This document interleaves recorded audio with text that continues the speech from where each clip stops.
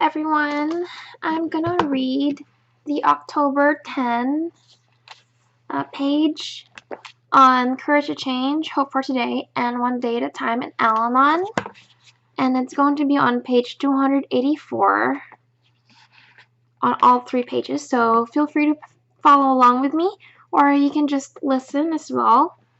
And also feel free to play this video back if you wanted to listen twice or more to your convenience. Here it is.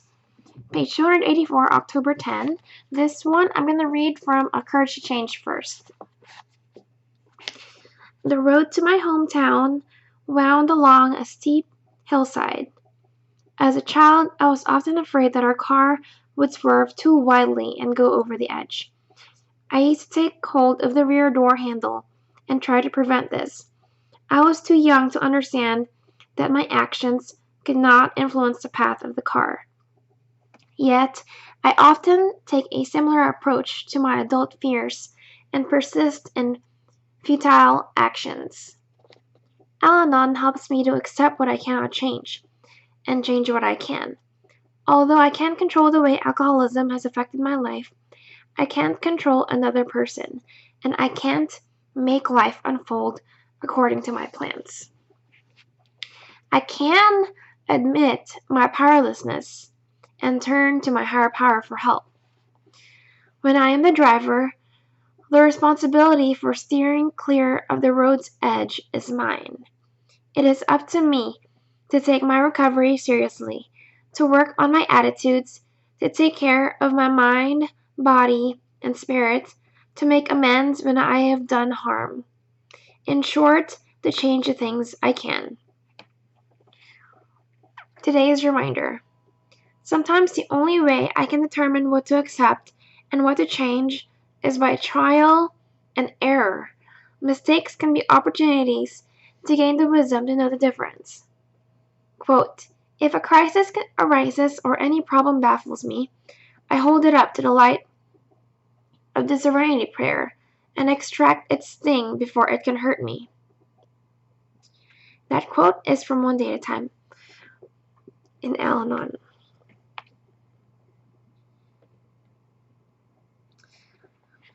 So that is the reading from Courage to Change. It's a good one. I'm going to go ahead and segue straight to Hope for Today. October 10, page 284. Sometimes I need to work step 1 backwards. I don't always recognize when I'm powerless, but I certainly notice when my life becomes unmanageable. Yes. Then I remember that usually when I'm feeling insane, I'm forgetting my powerlessness and trying to control outcomes or other people. My life quickly deteriorates when I indulge my ego and recklessly set out to change someone or something over which I have no control.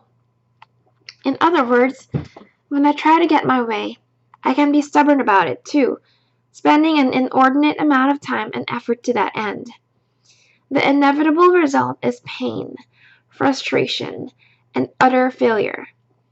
Even if I acknowledge my powerlessness, until I accept it, I still experience pain. When I accept my powerlessness and surrender to my higher power's will, however, I gain some measure of serenity and humility. I become spiritually teachable. I wish I could say I always recognize and accept my powerlessness. If only I asked my higher power for guidance, let her do her part, while I do mine, and then went on from there. Often, this process really does happen, but I'm human. Sometimes I need to go through the experience of struggling with someone or something before I become willing to surrender and accept reality once again. My recovery is about progress, not perfection. Each time I practice accepting my powerlessness, it comes closer to being a natural response.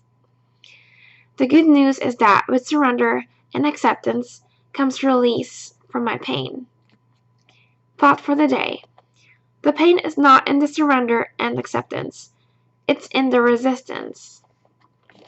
Quote, I can hold onto my will until the situation becomes so painful that I am forced to submit. Or I can put my energy where it can do me some good right now and surrender to my higher power's care. Courage Change, page 269.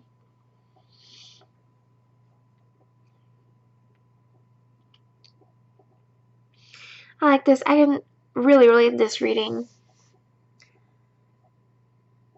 So there's definitely a lot of things that I can't control in life. No, like it says here, when I try spending an inordinate amount of time and effort to that end, trying to change something that I can't control, the inevitable result is pain, frustration, and utter failure. So I accept the powerlessness. I think this is a practice of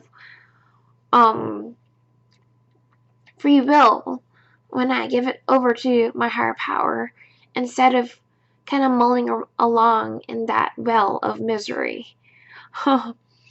It's definitely a lot better for me. It feels a lot better. I'm sorry, my voice is hoarse. It feels a lot better when I let that go. And it takes practice for me. Didn't happen overnight. Moving on to One Day at a Time, October 10, page 284. Without faith in the power greater than myself, I am like a storm-tossed ship without a rudder. I am flung from one trouble to another. However, bravely, I battle the elements. My own strength and wisdom are not enough. All of us need something to cling to with absolute confidence. If I have been disillusioned by disappointments or have been let down by someone I trusted, it makes me feel as though I were alone and vulnerable in a hostile world. I will not deprive myself of God's help and guidance. I see it at work in Al-Anon as we share knowledge, courage, and hope with each other. Confidence and dignity are restored to us by the knowledge that we are God's children. Today's reminder: if my faith has been dimmed by disappointment, I can begin to regain it by clinging to a spiritual idea, like the one expressed in the Serenity Prayer. This living philosophy will give me a secure foundation of faith. Quote, for we walk by faith, not by sight. Alright, these readings are super helpful. I like the first sentence. It says, without faith in the power greater than myself, I am like a storm-tossed ship without a rudder. I am flung from one trouble to another. However, bravely, I may battle the elements. My own strength and wisdom are not enough. I need something to cling to with absolute confidence, because I think that a lot of things in life is very uncertain and clinging to something with absolute confidence, that's rare, because people in the program tend to have trust issues, and there's some abandonment in the past. And trusting in the power greater than myself allows me to, it definitely takes practice to take it a moment at a time, a minute at a time, to trust, absolute trust in something that I believe in my own concept of a higher power. So that, with all the other readings, was really helpful. Thank you so much for listening. If you're still listening to my raspy voice, I'm trying to get better. I had a little head cold. So if you like these readings, please hit subscribe. Al-Anon is an anonymous organization. I hope you enjoy my voiceover. We are not affiliated with any religion or politics or denomination. It's solely a 12-step program, help for families and friends of alcoholics, and also to have better relationships and troubles as we face alcoholism. both cured and uncured. Thank you so much for listening. If you're still listening, give this a like. Maybe give me some feedback on how you'd like to, what you'd like me to read. That'll help you your day. And I recommend going to meetings if you have an alcoholic in your life, dry, drunk, or not. It's really helped me a lot. And there's also phone meetings. If you Google it online, there's also online meetings. There are multiple ways to get help and support. If a person has let you down in sponsorship, get another sponsor. All right. Peace out. God bless. Bye.